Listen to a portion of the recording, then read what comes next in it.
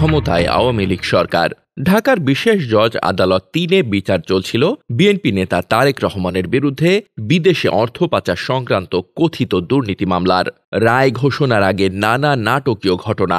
বিচারক মোতাহার হোসেন স্বাভাবিকভাবে মামলার রায় ঘোষণার প্রস্তুতি নিচ্ছিলেন, কিন্তু হঠাৎ বদলে যায় দৃশ্যপট। চারদিক থেকে আসতে থাকে নানা চাপ, হুমকি ধমকি। তারেক রহমানকে যে কোনোভাবে হোক সাজা দিতেই হবে। সাক্ষ্য প্রমাণের ভিত্তিতে মামলার রায় যা হওয়ার তাই হবে। বিচারক প্রথমে এমন মনোভাব প্রকাশ করলে তার উপর চাপ আরও বেড়ে যায়। আইন মন্ত্রণালয়ের কর্মকর্তা আবু সালেহ শেখ মোহাম্মদ জহিরুল হক দুলাল সরাসরি যোগাযোগ করেন মোতাহার হোসেনের সঙ্গে। চলে আলোচনা। বিচারকের মনোভাব দেখে ভয় দেখানোর কৌশল দেন দুলাল। ধানমন্ডিতে উচ্চ আদালতের এক বিচারপতির বাসায় ডাকা হয় মোতাহার হোসেনকে। সেখানে উপস্থিত হন জহিরুল হক দুলাল, সঙ্গে কয়েকজন গোয়েন্দা কর্মকর্তা। কয়েকজন কোমরে পিস্তল গুঁজে সেখানে প্রবেশ করেন। বিচারক মোতাহার হোসেনকে বলা হয় তারেক রহমানকে যে কোনো মূল্যে সাজা দিতে হবে। বিচারক তখন জানান, মামলায় সাক্ষ্য প্রমাণ নেই সাজা দেওয়ার মতো, এ মামলায় সাজা দেয়া আইনসম্মত হবে না। তখন দুলাল বিচারককে প্রাণনাশের ভয় দেখান। গোয়েন্দা কর্মকর্তারাও ভয়ের পরিবেশ তৈরি করেন। এক পর্যায়ে দুলাল বিচারককে বলেন, আপনাকে রায় লিখতে হবে না, আমি লিখে দেব, আপনি শুধু পড়বেন। পরে দুলাল রায় লিখে পাঠিয়েছিলেন বিচারকের বাসায়। বিচারক মোতাহার অবশ্য আদালতে জহিরুল হক দুলালের লিখে দেওয়া রায় পড়েননি। তিনি নিজের লেখা রায় পড়ে তারেক রহমানকে অভিযোগ থেকে বেকসুর খালাস ঘোষণা করেছিলেন। রায় ঘোষণার পর থেকেই চরম নিরাপত্তাহীনতায় পড়েন বিচারক মোতাহার। চাকরি থেকে অবসর নেওয়ার 1 মাস আগেই এই ঘটনা উলটপালট করে দেয় তার সবকিছু। কিছুদিন আত্মগোপনে থাকার পর আদালতে ফিরে আসলেও বুঝতে পারেন তাকে শায়েস্তা করার নানা আয়োজন চলছে। পরে নিজের অফিস গুছিয়ে অবসর নেয়ার আগের দিন প্রিয় কর্মস্থল ছাড়েন। এক ছেলেকে নিয়ে চলে যান মালয়েশিয়া। এরপর অনেকটা ভবঘুরের মতো সময় কাটিয়েছেন। গোয়েন্দারা পিছু নেওয়ায় এক স্থানে বেশি দিন থাকতে পারেননি এক দেশেও। কয়েক দেশ ঘুরে 2022 সালে থিতু হন ফিনল্যান্ডে। ছেলেকে নিয়ে সেখানে রাজনৈতিক আশ্রয় আছেন। 5ই আগস্ট ছাত্র জনতার গণ অভ্যুত্থানের পর দেশে ফেরার চিন্তা করছেন বিচারক মোতাহার হোসেন।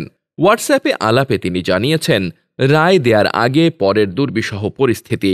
দ্বিতীয় দফায় আওয়ামী লীগ ক্ষমতায় আসার পরপরই চুয়াডাঙ্গায় দলটির নেতাদের বিরুদ্ধে একটি মামলার রায় দিয়ে হামলার শিকার হয়েছিলেন। পরে 41 দিন আত্মগোপনে থাকতে হয় তাকে। 4 বছর আগে বাংলাদেশে তার স্ত্রী মারা যান, তাকেও দেখার সুযোগ হয়নি। 2 ছেলেকে নিয়ে মোতাহার হোসেনের স্ত্রী দেশে ছিলেন। নিরাপত্তাহীনতার কারণে তাদেরকেও এক জেলা থেকে আরেক জেলায় ঘুরতে হয়েছে। 2013 সালের 17 নভেম্বর বিএনপির ভারপ্রাপ্ত চেয়ারম্যান তারেক রহমানের বিরুদ্ধে করা বিদেশে অর্থ পাচার সংক্রান্ত দুর্নীতি মামলার রায় ঘোষণা করেন বিচারক মোতাহার। কোনো অভিযোগ প্রমাণিত না হওয়ায় রায়ে তিনি তারেক রহমানকে বেকসুর খালাস দেন। অর্থ পাচার মামলায় তারেক রহমানের বিপক্ষে করা অভিযোগের কোনো তথ্য প্রমাণ ছিল না উল্লেখ করে মোতাহার হোসেন বলেন, রাজনৈতিক কারণে হয়রানি করার উদ্দেশ্যেই এই মামলায় তারেক রহমানকে জড়ানো হয়েছে। সম্পূরক চার্জশিট দিয়ে তাকে অভিযুক্ত করে এ মামলায় চার্জশিট দাখিল করা হয়েছিল। তিনি আরও বলেন, আমি বিচারক হিসেবে নিযুক্ত হওয়ার পরে মামলার নথি বিশদভাবে পর্যালোচনা করি। দেখি তারেক রহমানের বিরুদ্ধে যে অভিযোগ, সেই অভিযোগে তার বিরুদ্ধে কোনো সাক্ষ্য প্রমাণ নেই। তার বিরুদ্ধে অভিযোগ গঠনের মতো পর্যাপ্ত উপাদানও নেই। এরপরও যেহেতু চার্জ গঠিত হয়ে গিয়েছে, এই কারণে আমাকে বিচার করতে হবে। আমি বিচার কন্টিনিউ করি, সাক্ষ্য গ্রহণ করি। আসামির বিরুদ্ধে তো কোনো এভিডেন্স নেই, এভিডেন্স হলো 0। একজন সাক্ষীও তার বিরুদ্ধে অভিযোগ দিয়ে তার নাম উচ্চারণ করেনি, কোনো অভিযোগ দেয়নি। সেই মামলায় কি করে একজন আসামিকে সাজা দেয়া যায়? মোতাহার হোসেন বলেন, দোষ না থাকার পরও বিদেশে অর্থ পাচার মামলার রায়ে যেন তারেক রহমানকে সাজা দেওয়া হয়, সেজন্য সাবেক আইন সচিব দুলাল তাকে একের পর এক চাপ দিতে থাকে। জহিরুল হক দুলাল তখন আইন মন্ত্রণালয়ের কর্মকর্তা ছিলেন। আইন সচিব হন 2015 সালে। অবসরের পর 2020 সালে করোনা আক্রান্ত হয়ে মারা যান।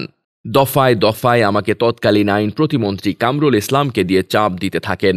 গোয়েন্দা সংস্থার লোকজনকে আমার পেছনে লেলিয়ে দেন। সাবেক প্রধান বিচারপতি খায়রুল হক, তৎকালীন ডিজিএফআই প্রধানও আমাকে নানাভাবে চাপ দেন। তারেক রহমানকে শাস্তি দেওয়ার জন্য বলেন। আমি তাদের সবাইকে বলেছি, আমি আইন পর্যালোচনা করে আইনানুসারে বিচার করব, ন্যায় বিচারই হবে। তিনি বলেন, রায় ঘোষণার আগের শুক্রবার আমার বাসায় গোয়েন্দা সদস্যরা আসলো। তারা আমাকে নিয়ে গেলেন ধানমন্ডির তৎকালীন বিচারপতি আশিস রঞ্জন সাহেবের বাসায়। 2-4 মিনিট পরেই দেখি জহিরুল হক দুলাল এবং ঢাকার চিফ মেট্রোপলিটন ম্যাজিস্ট্রেট আশিস রঞ্জনের বাসায় আসেন। ঢুকে তাদের কেউ কেউ পিস্তল বের করলো। পিস্তল বের করে গুলি লোড করছে, নাড়াচাড়া করছে, বলছে একবার ট্রিগার চাপলে এই পিস্তল দিয়ে 8টি গুলি বের হয়। এসব করার কারণ ছিল আমাকে ভয় দেখানো। আমি ভীত সন্ত্রস্ত হয়ে পড়ি এবং বিচারপতিও ভয় পেয়ে যান।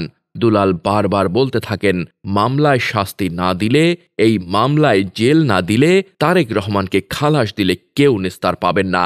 আমি তখন বিচারপতি আশিস রঞ্জন সাহেবকে বলি, স্যার, এই মামলায় তারেক রহমানের বিরুদ্ধে নো এভিডেন্স, একজন সাক্ষীও সরকার পক্ষ ছাড়া তার বিরুদ্ধে নামও বলে নাই, তার নামই উচ্চারণ করে না, কোনো অভিযোগ দেয়া তো দূরের কথা, তার নামই নাই এভিডেন্সে, আমি কিভাবে পানিশমেন্ট দেব?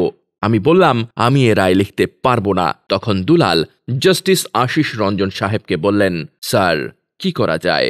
স্যার, আপনি রায় লিখে দেন, আমি দেখব। জাস্টিস সাহেব বললেন, না, আমি রায় লিখতে পারবো না। মোতাহার সাহেবের রায় মোতাহার সাহেব নিজেই লিখবে। তখন জহিরুল হক দুলাল আমাকে বাসায় বসে রায় লিখতে বলেন। আমি বাসায় বসেই রায় লিখি, তারেক রহমানকে খালাস দেওয়ার রায় লিখি। রোববার সকালে জহিরুল হক গোয়েন্দা সংস্থার লোকদের মাধ্যমে আমার কাছে রায় লিখে পাঠান। রায়টা সহ গোয়েন্দা বাহিনীর লোকজন আমাকে বাসা থেকে কোর্টে নিয়ে যায়। কৌশলে আমি আমার লেখা রায়টাও সঙ্গে নেই। এজলাসে উঠে যা সত্য সঠিক সেই রায় ঘোষণা করি। এরপরই পরিস্থিতি বিবেচনা করে নিরাপত্তার উদ্বেগ নিয়ে আমাকে আত্মগোপনে যেতে হয়। এক পর্যায়ে আমি আবার কোর্টে আসি। অবসরের ঠিক কয়েকদিন আগে জানতে পারি অবসর নেয়ার দিনই তারা আমাকে অপহরণ করে গুম করে দিতে পারে। তাদের এই পরিকল্পনা জেনে আমি অবসরের আগের দিনই সকল কাগজপত্র স্বাক্ষর করে বের হয়ে যাই। তিনি বলেন, প্রথমে ছেলেকে নিয়ে মালয়েশিয়া যাই। সেখানে আমার পেছনে গোয়েন্দা নজরদারি শুরু হয়। এক জায়গা বেশি দিন থাকতে পারিনি। সেখান থেকে নেপাল গিয়ে থেকেছি কিছুদিন। সেখানেও গোয়েন্দারা যায়। 2022 সালে ছেলে আরিফ হাসান রাহুলকে নিয়ে ফিনল্যান্ডে আশ্রয়ের অনুমতি পাই। ওদিকে দেশে আমার স্ত্রী ও 2 ছেলে ছিল। তারাও দুর্বিষহ সময় পার করেছে। ছেলেদের নিরাপত্তা নিয়ে উদ্বেগ ছিল। তারা এক জেলা থেকে আরেক জেলায় ঘুরে বেরিয়েছে। 4 বছর আগে স্ত্রী মারা যান, আমরা যেতে পারিনি। এখন 2 ছেলে নাটোরে থাকে। রায় দেয়া নিয়ে আগে এমন কোনো ঘটনা ঘটেছিল কিনা এমন প্রশ্নে তিনি বলেন, 2009 সালে চুয়াডাঙ্গায় একটি রায় দেওয়ার পর আমাকে পালাতে হয়েছিল। জেলা আওয়ামী লীগের নেতাদের আমি শাস্তি দিয়েছিলাম উপযুক্ত প্রমাণের ভিত্তিতে।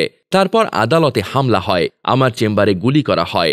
বাধ্য হয়ে আমি আত্মগোপনে যাই। তখন প্রধান বিচারপতি সহ অনেকে আমাকে সাহায্য করেন। আমি আবার আদালতে ফিরতে পারি। মোতাহার আরও বলেন, আমার বিরুদ্ধে দুদকে মামলা হলো। আমার সম্পদের তথ্য চাইল। ছেলের মাধ্যমে আমি তাদের জানালাম, দেশে বিদেশে আমার কোথাও প্লট বা ফ্ল্যাট নেই। পৈতৃক জমি আছে, বাগান আছে। 5ই আগস্টের প্রেক্ষাপট পরিবর্তনের পর অবশ্য দুদক আমার বিরুদ্ধে করা মামলা এবং অভিযোগ প্রত্যাহার করে নিয়েছে। এখন দেশে ফিরবেন কিনা এমন প্রশ্নে তিনি বলেন, পরিস্থিতি পর্যবেক্ষণ করছি। দেশে দ্রুতই ফিরতে চাই। আমার জীবন থেকে অনেক কিছু চলে গেছে। আমার পরিবার ছিন্ন ভিন্ন হয়ে গেছে। দেশে ফিরে আসলে কিছুটা শান্তি পাব। তিনি আরও বলেন, ছাত্র জনতার ঐতিহাসিক বিপ্লবে বাংলাদেশ স্বৈরশাসন ও ফ্যাসিবাদ মুক্ত হয়েছে। এখন সময় বিচার বিভাগকে সকল ধরনের প্রভাবমুক্ত করা, যাতে সকল মানুষের জন্য ন্যায় বিচার নিশ্চিত হয়। ডেস্ক রিপোর্ট, বার্তা বাজার।